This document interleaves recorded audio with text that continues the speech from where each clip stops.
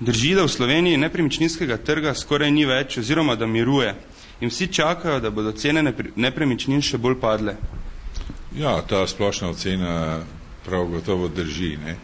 Problem je pač v tem, da tisti, ki imajo nepremičnine v lasti ali v posesti, vprašanje je, kako dolgo lahko zdržijo in zaradi tega, ker običajno zdaj ni likvidnostnega toka, to poskušajo po čim nižji ceni prodati. Ne? In zaradi tega ta trg še vedno pada, ne?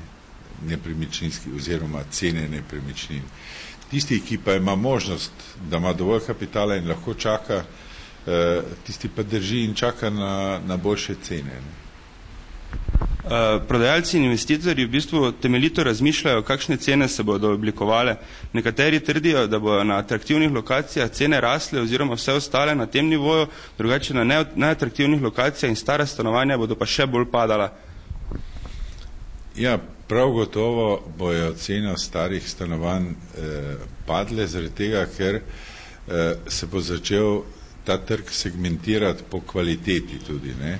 Ena kvaliteta je lokacija sama kot taka, druga pa kvaliteta zgradbe, v kateri je neko stanovanje. Ne? In recimo, če samo vzamem za primer,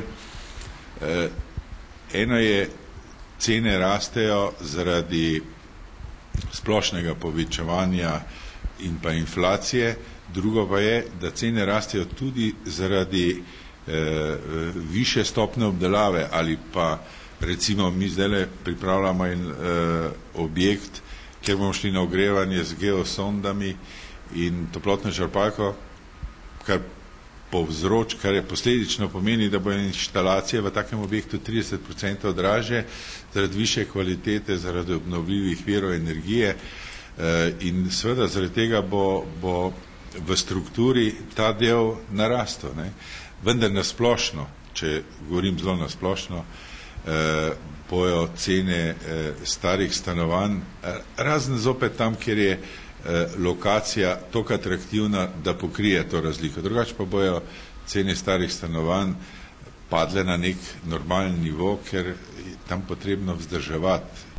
Kaj pa novica, ki je vzburila ljudi o prodaji teh novih izvenstandardnih stanovanj v stolpnici Betnava po 1000 evrov, ker istočasno pa na isti lokaciji Mariborska banka ponuja enaka stanovanja po višji ceni. Zakaj tako? Ja, no, jaz zadevo premalo poznam, da bi jo komentiral. Mislim pa, da gre tu pri tej ponudbi za nek finančni aranžma. V bistvu se stanovanja kupujejo zato, da bi se dajala v najem. Ne? In skozi to najemnino, ki bi stanovanje amortizirala na daljši čas, se lahko pokaže, ne, ta razlika, vendar to ni isto, ta finančni aranžma ni enak kupoprodajni pogodbi. Ne? Kaj pa kot investitor, recimo, kaj menite o tej krizi, kak se bo rešila, se splača zdaj vlagati, se ne splača?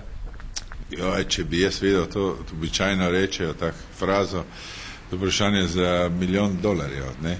Zdaj ta celoten finančni trg se je sesul, se pravi, zaupanje je padlo, zdaj jaz kot ekonomist pač rečem, do nekje je poden, ne? Nekje so tla, in seveda ustvarja se bojo neki novi pogoji, ostrejši, in zadeva bo zopet šla postopoma navzgor.